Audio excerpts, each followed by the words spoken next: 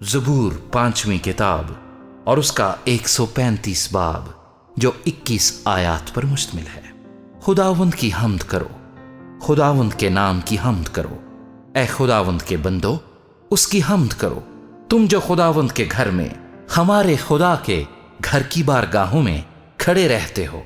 خداوند کی حمد کرو کیونکہ خداوند بھلا ہے، اس کے نام کی مدح سرائی کرو کہ یہ دل پسند ہے، کیونکہ خداوند نے یعقوب کو اپنے لیے اور اسرائیل کو اپنی خاص ملکیت کے لیے چن لیا ہے۔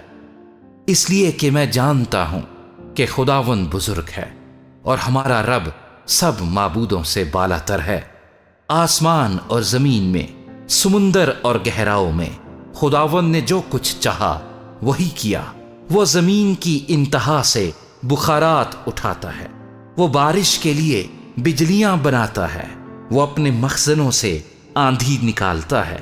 اسی نے مصر کے پہلوٹوں کو مارا، کیا انسان کے کیا حیوان کے، اے مصر اسی نے تجھ میں فرعون اور اس کے سب خادموں پر نشان اور عجائب ظاہر کیے۔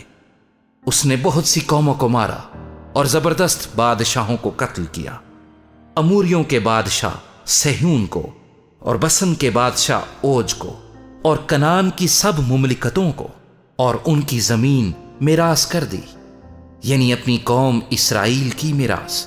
اے خداوند تیرا نام ابدی ہے اور تیری یادگار اے خداوند پشت در پشت قائم ہے، کیونکہ خداوند اپنی قوم کی عدالت کرے گا اور اپنے بندوں پر ترس کھائے گا۔ قوموں کے بت چاندی اور سونا ہے، یعنی آدمی کی دستکاری۔ ان کے منہ ہیں پر وہ بولتے نہیں، آنکھیں ہیں پر وہ دیکھتے نہیں، ان کے کان ہیں پر وہ سنتے نہیں، اور ان کے منہ میں سانس نہیں۔ ان کے بنانے والے انہی کی مانند ہو جائیں گے، بلکہ وہ سب جو ان پر بھروسہ رکھتے ہیں۔ اے اسرائیل کے گھرانے خداوند کو مبارک کہو، اے ہارون کے گھرانے خداوند کو مبارک کہو، اے لاوی کے گھرانے خداوند کو مبارک کہو، اے خداوند سے ڈرنے والو خداوند کو مبارک کہو۔ سیون میں خداوند کو مبارک کہو، وہ یروشلیم میں سکونت کرتا ہے۔ خداوند کی حمد کرو۔